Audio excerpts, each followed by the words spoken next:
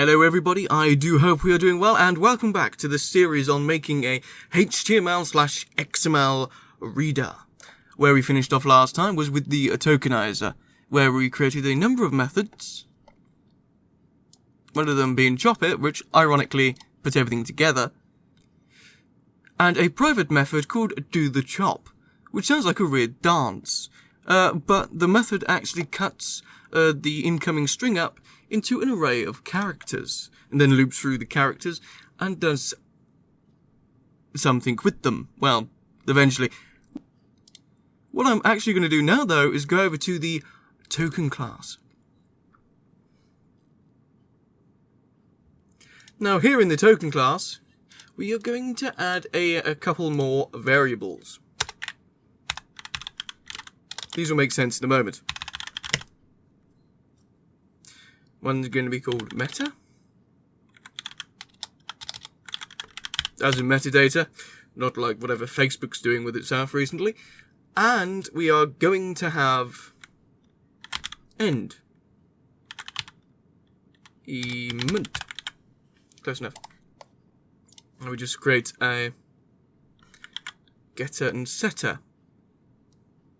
But let's do it like this.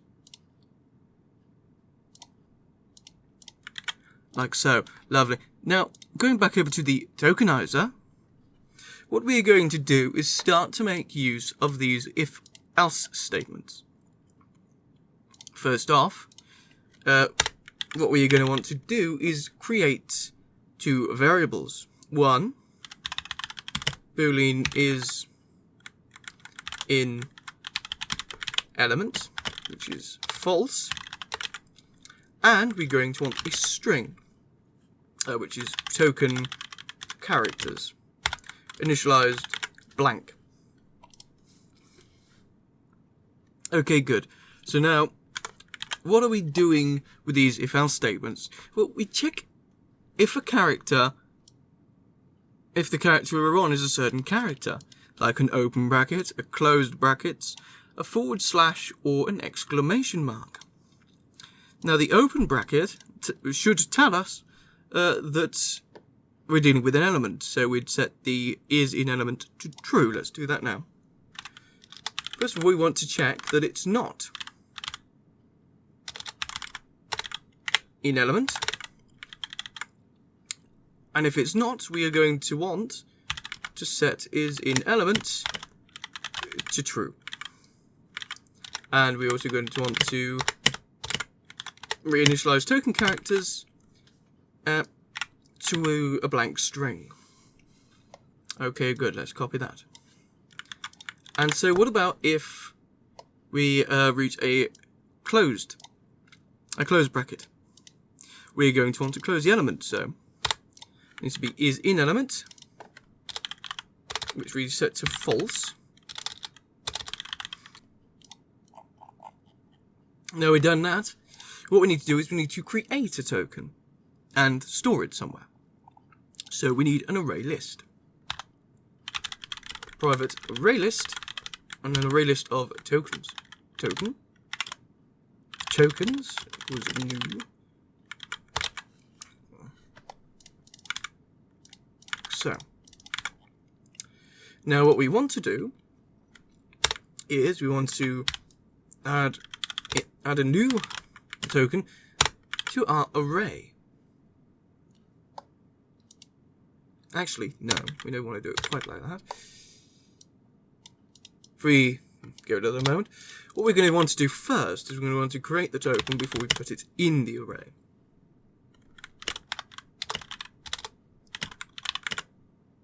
Token.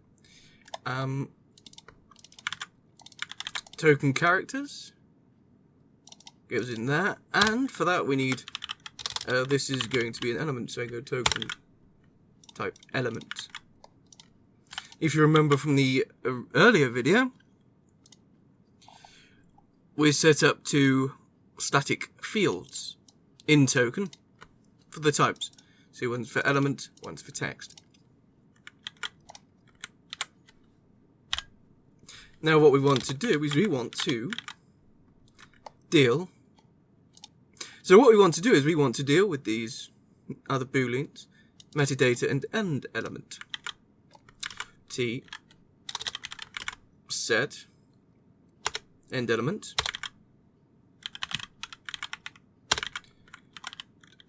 set metadata. See if I can actually spell false correctly. There you go. Funniest thing making these videos, I can code normally quite quick, but when I'm making these videos, I do it slowly and with more spelling mistakes. I don't know what my brain's on half the time. Is it thinking about the video? Is it thinking about the code? Is it thinking about what the hell my voice is going to sound like? Well, only time will tell. Now, what we do with these element, end element and metadata is that this, there we go, this / here typically designates an element as an end element. And an exclamation mark we're just going to call metadata. From my research, the exclamation mark is used, but used in a number of different contexts. So metadata for simplicity's sake. What we want to do is up here, create another couple of booleans. Is end false boolean. Is meta. Okay. And what we're going to want to do is here, we're going to want to reinitialize these, or set these rather. Set these to false. So, let's say we are building a element, a close tag. What it will do is it will be opened, and then it will find a /, which designates that element as an end element, or tag, whatever you'd like to call it. So, what we want to do is we want to check if this / is in element. If true, what it will do is it will add the character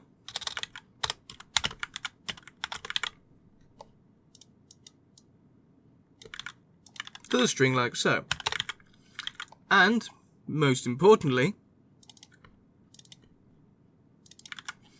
is end will now be true.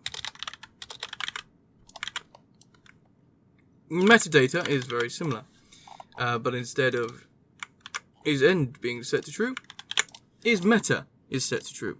Nice and simple. And what we're going to want to do down here is in the if is allowed character, we want to add that character to the string also. But also we're going to want to check if it's in element. If we are in element, oh, there you go. Because we only really care if it's an allowed character when we're talking about being inside elements. Normally it's just normal text. No one actually cares. As long as it's not in element. Like so. Which is actually nearly finished. All we need to do is to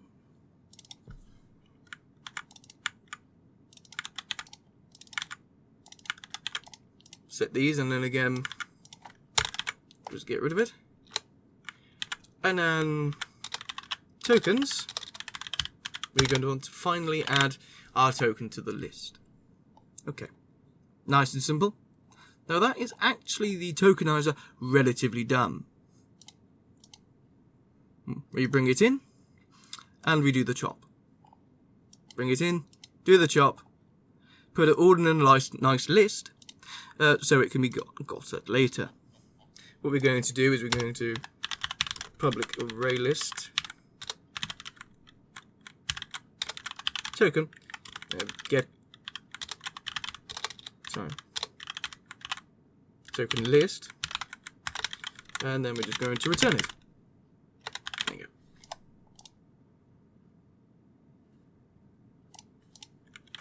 All good.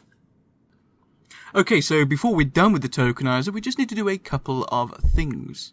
We need to make sure that we add the text token to our lovely token list.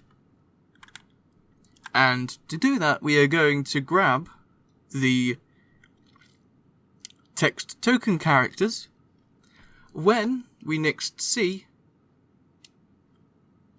an open bracket. And as long as we are not in element. So what we do is we simply go token, t equals new token, type is token text, then we have our token characters, like so. But also we want to make sure that the token characters actually have something in them. So what we do is if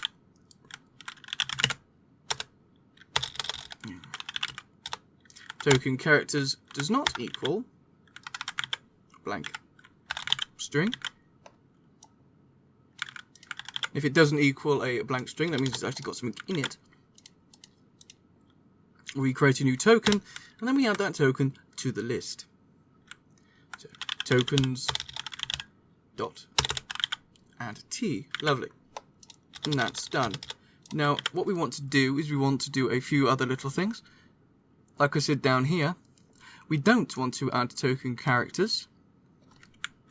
Add this character to the token characters, the /, because we already set is end here, and the same for the character to token characters if it's an exclamation mark.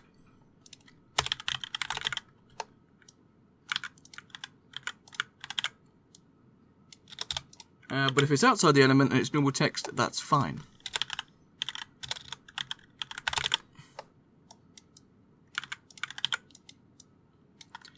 Like so.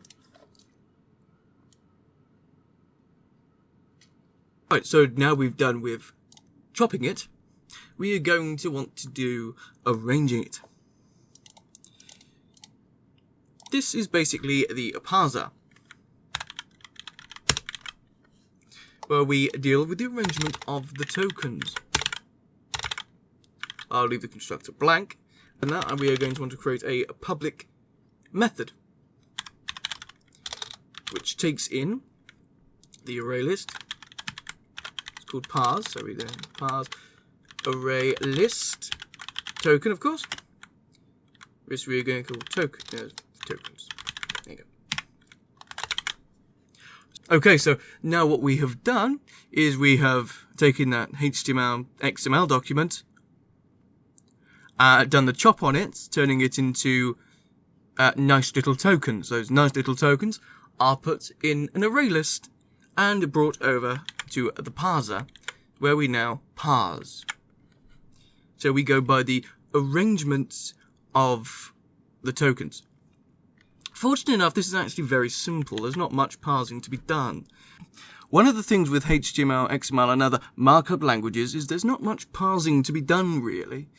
What we do here is we put all of these tokens in order into something called a document object model, which the initials spell out DOM. Make of that what you will. Okay, so now we want to create a document object model. Over in arrange it, class, document.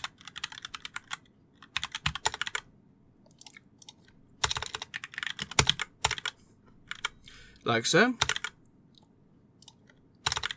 Okay, so what the document object model is in reality is just a tree of all the different elements. So we are going to have a parent and a child relationship here. So with that in mind, what we are going to do is we are going to create yet another class.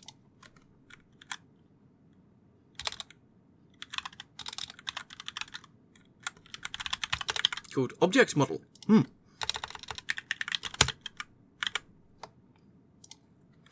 Takes in token.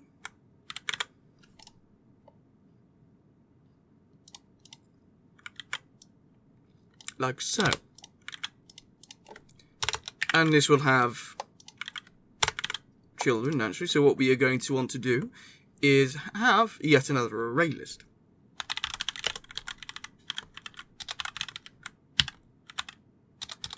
of this time object models. Call it children. And then just now initialize it properly. Okay, now I've finally got the array list sorted out. What I've done here quickly is I've added a parent object model in private, a token called my token, got the array list, and I've just done the getters and setters. Excellent. Now back to the parser. Okay, for here, what I'm going to want to do is I'm going to want to add a for loop, looping over the array of tokens, like so. And then I just need to fill it in quickly, like so. All I've done is I've created a new token object called T, and I've gone if type T is equal to type element. If it's not an end element, object model M equals new object model T. M set parent to current add child M, current equals M, and up here I have object model current